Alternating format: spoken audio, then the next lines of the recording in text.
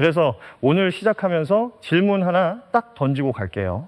서로 경쟁하는 사이인데 왜 둘이 손을 잡을까요? 왜 하필 한 사람만 그렇게 물고 늘어질까요? 이게 오늘 이야기의 핵심입니다. 끝까지 들어보세요. 먼저 상황 정리부터 하고 가겠습니다. 어젯밤 9시였죠. 광주방송 KBC에서 주최한 세 번째 TV 토론회. 90분 동안 세 후보가 생방송으로 맞붙었어요. 근데 이 타이밍이 예사롭지가 않습니다. 바로 코앞이 호남 경선이거든요. 호남이 어떤 곳입니까? 이번 전당대회 최대 승부처예요. 전체 권리당원의 32.9%가 여기 몰려 있어요. 호남 권리당원만 대략 51만 명입니다. 어마어마하죠? 그리고 바로 오늘 11일부터 이 호남 투표가 시작됩니다. 그러니까 어젯밤 토론회는요, 호남 당원들이 투표하기 직전에 마지막으로 눈도장 찍는 자리였던 거예요. 그만큼 절박한 무대였습니다. 그럼 지금 판이 어떻게 돌아가는지 숫자부터 짚어볼게요. 지난 강원, 대구, 경북 경선까지 다 끝난 상황에서 누적 득표율이 김민석 후보 46.01%, 정청래 후보 44.53%입니다. 격차가 1.48%포인트, 표로 따지면 3,086표예요. 숫자 잘 기억해 두십시오. 3,086표. 오늘 이야기 끝까지 들으시면요, 이 숫자가 왜 그렇게 중요한지, 왜 아직 아무것도 안 끝났는지 정확하게 이해가 되실 겁니다. 그럼 지금부터 어젯밤 광주에서 진짜 무슨 일이 있었는지 그 협공의 실체부터 한 겹씩 벗겨드리겠습니다. 그럼 이 두 사람이 정청래 후보를 어떤 무기로 때렸느냐? 크게 두 개예요. 첫째가 명청 갈등 프레임, 둘째가 리더십입니다. 먼저 명청 갈등 프레임부터 볼게요. 십청 갈등, 이게 뭐냐? 이재명하고 정청래가 서로 갈등한다, 이런 프레임이에요. 그러니까 정청래를 찍으면 당이 둘로 쪼개진다, 대통령하고 당대표가 싸우게 된다, 이런 그림을 자꾸 씌우는 겁니다. 근데 이거 냉정하게 봅시다. 이게 사실을 말하는 걸까요? 아니면 프레임을 씌우는 걸까요? 정청래 후보 본인은 이걸 뭐라고 했느냐? 프레임을 씌워서 공격하는 아주 비겁한 행위다, 이렇게 정면으로 받아쳤어요. 한번 생각해 보세요. 없는 갈등도 자꾸 있다고 우기면 사람들은 어느새 진짜 있는 줄 알게 됩니다. 그게 프레임의 무서운 점이에요. 지금 그 프레임을 제일 열심히 퍼뜨리는 게 누굽니까? 바로 정청래 후보의 경쟁자들이에요. 이 지점 우리가 놓치면 안 됩니다. 두 번째 무기는 리더십이에요. 정청래 후보가 당대표 시절에 당을 어떻게 운영했느냐? 너무 강하게 밀어붙였다, 갈등을 키웠다, 이런 식으로 당 운영 방식을 물고 늘어지는 거죠. 근데 이것도 좀 웃긴 게 있어요. 강한 리더십, 돌파력, 이게 야당 시절이면 흠이 될 수도 있어요. 지금은 집권 여당이잖아요. 이재명 정부를 반드시 성공시켜야 하는 상황이에요. 그러면 오히려 밀어붙이는 힘, 추진력, 돌파력, 이게 필요한 때 아닙니까? 정청래 후보가 서남권 반도체 클러스터를 두고 뭐라고 했느냐? 문제는 속도전이다. 이재명 대통령 임기 안에 제품을 출시하려면 정청래 같은 속도전, 추진력, 돌파력이 필요하다, 이렇게 정면으로 받았어요. 단점이라고 공격받은 걸 오히려 장점으로 뒤집어 버린 거죠.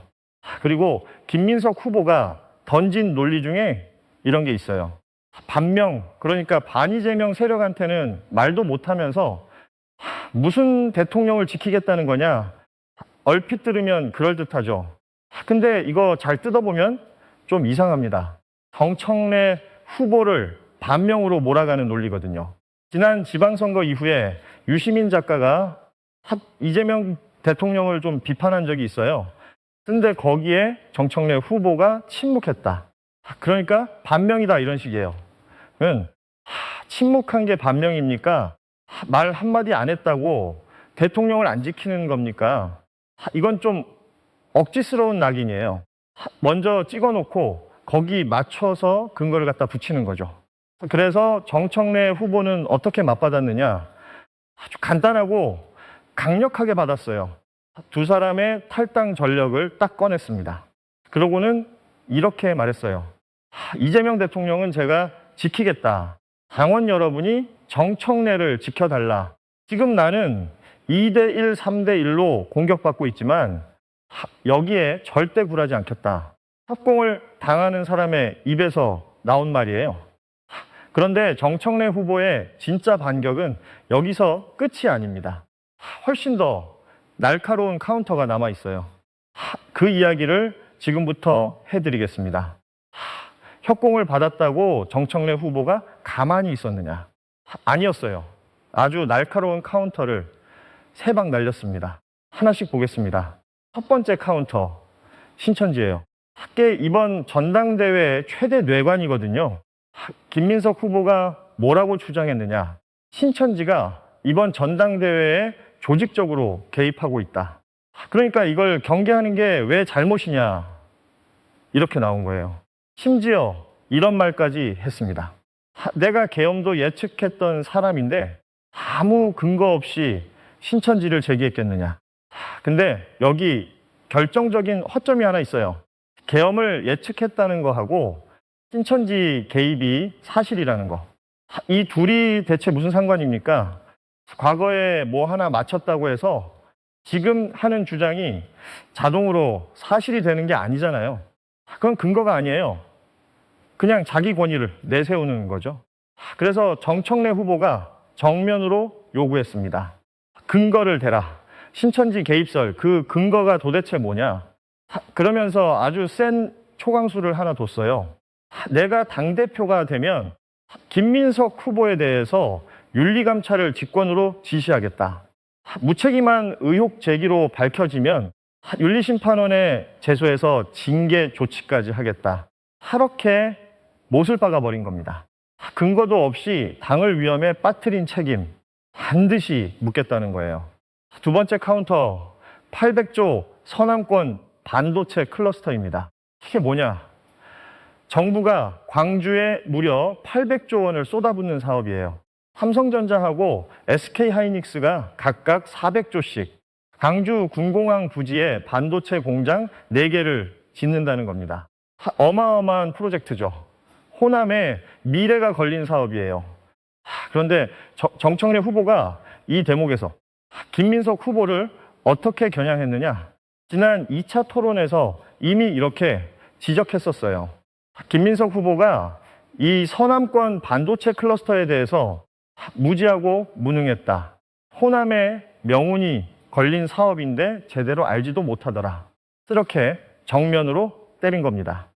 그러면서 자기는 뭐라고 했느냐. 문제는 속도전이다. 이재명 대통령 임기 안에 제품을 출시하려면 정청래 같은 속도전, 추진력, 돌파력이 필요하다. 아까 리더십을 흠이라고 공격받았다고 했죠. 근데 바로 그 강한 리더십을 호남 최대 현안인 반도체 사업에다 딱 갖다 붙인 거예요. 당신들이 흠이라고 한 게 호남한테는 무기다. 이렇게 뒤집어 버리는 겁니다. 그리고 세 번째, 이게 오늘 핵심 중에 핵심이에요.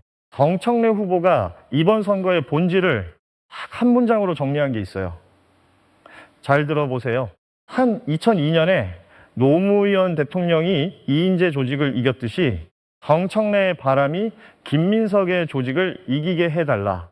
이 한마디에 이번 전당대회에 모든 게 다 있어요. 한 2년 기억하십니까? 그때 이인재 후보는 막강한 조직을 가지고 있었어요. 당내 조직, 세력 다 이인재 쪽이었습니다. 근데 노무현한테는 뭐가 있었느냐? 바람이 있었어요. 당원들의 마음, 국민들의 열망, 그 바람이 결국 그 거대한 조직을 이겼습니다. 정청래 후보가 지금 자기를 딱 그 자리에 세운 거예요. 나는 노무현이다. 나한테는 바람이 있다.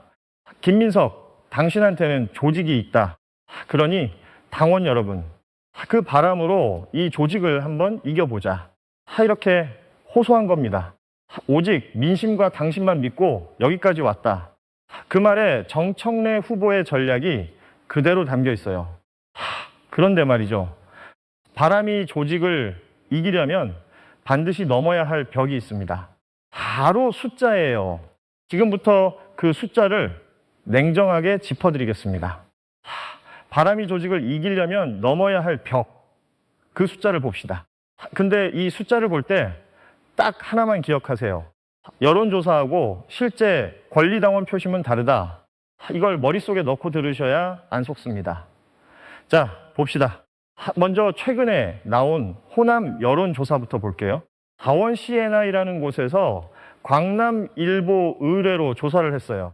8월 1일부터 이틀간 광주 전남 지역 만 18세 이상 1000명을 대상으로 휴대전화 가상번호 ARS 방식으로 돌렸습니다. 결과는 김민석 39.4%, 정청래 30%, 송영길 14%로 나왔어요. 이것만 보면 김민석 후보가 한참 앞선 것 같죠? 잠깐만요. 여기 함정이 2개 있습니다. 첫 번째 함정, 응답률이에요. 이 조사 응답률이 7.9%입니다. 100명한테 전화하면 8명이 답했다는 거예요. 나머지 92명은 응답을 안 한 겁니다. 그럼 이게 진짜 광주 전남 전체 민심을 담고 있느냐? 이건 아주 신중하게 봐야 해요. 게다가 이건 일반 여론조사예요. 실제로 표를 던지는 권리당원, 그 사람들 마음하고는 또 다릅니다. 투표는 결국 권리당원이 하는 거잖아요. 두 번째 함정, 이게 더 중요해요. 바로 선호투표제입니다. 아까 3위 후보 이야기했죠? 송영길 후보. 이 후보를 찍은 사람들의 2순위 표가 어디로 가느냐? 이 조사에서 보면 송영길 응답자의 70.3%가 김민석을 꼽았어요. 정청래는 27.8%에 그쳤습니다. 이게 무슨 뜻이냐?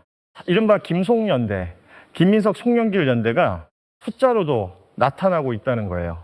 그러니까 정청래 후보 입장에서는요, 1순위에서 확실하게 앞서 놓지 않으면 순위 표에서 밀릴 수 있는 구조란 말이죠. 이게 아까 제가 말씀드린 넘어야 할 벽입니다. 그런데 말이죠. 다른 조사도 봐야 공정하겠죠.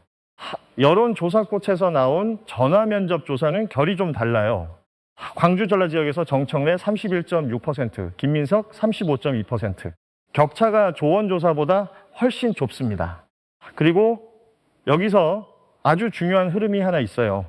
전국 단위 전화면접에서는 정청래 후보가 김민석 후보를 처음으로 앞서기 시작했다는 겁니다. 다당 민심이 조금씩 움직이고 있다는 신호일 수 있어요.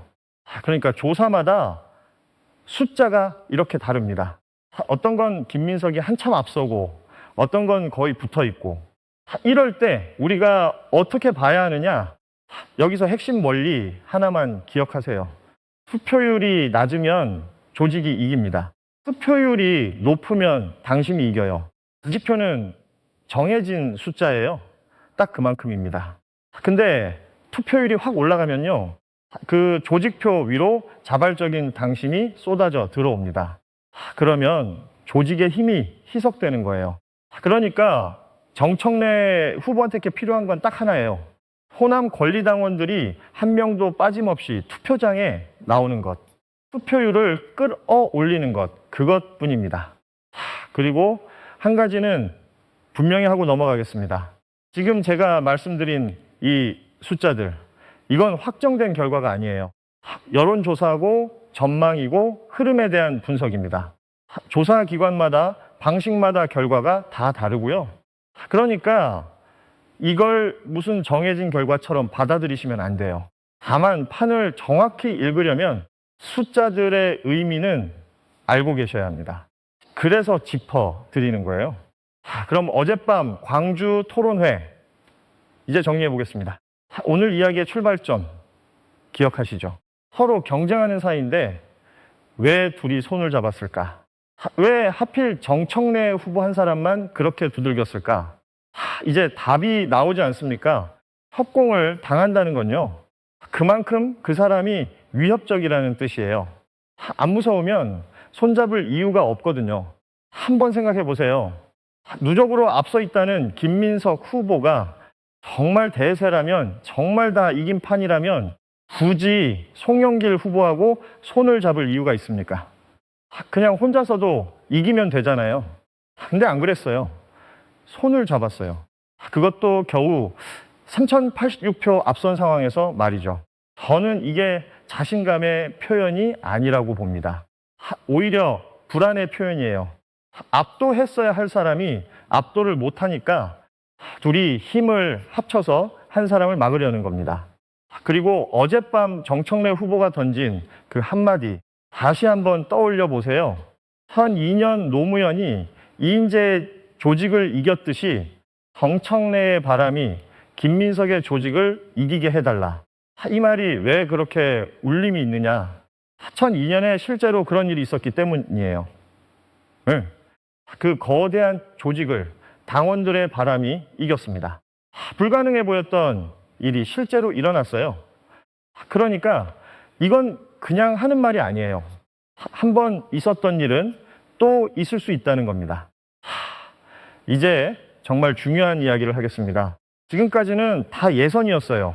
충청, 부울경, 제주, 인천, 강원, 대구, 경북 여기까지가 예선이었습니다. 그리고 바로 오늘 11일부터 진짜 본선이 시작돼요. 호남 권리당원 투표가 오늘부터 열립니다. 전체 당원의 32.9%가 몰려있는 곳, 51만 명의 마음이 걸린 이 승부처에서 드디어 표가 던져지는 거예요. 그리고 12일부터는 서울, 경기, 인천, 수도권 투표도 시작됩니다. 호남 50만, 수도권 58만, 합치면 100만 명이 넘어요. 전체 권리당원의 70%가 여기 있습니다. 그러면 지금까지 벌어진 3086표.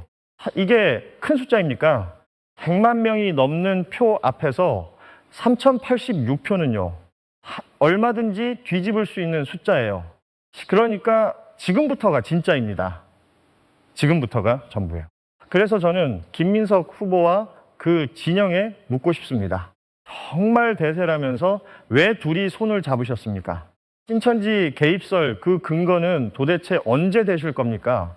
당대표가 확정되지도 않았는데 왜 벌써 자리부터 나누고 계십니까? 이 질문들에 당당하게 답하실 수 있습니까?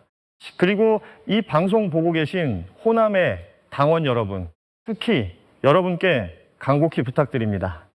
오늘부터 투표입니다. 거대한 조직을 이기는 방법은 딱 하나예요.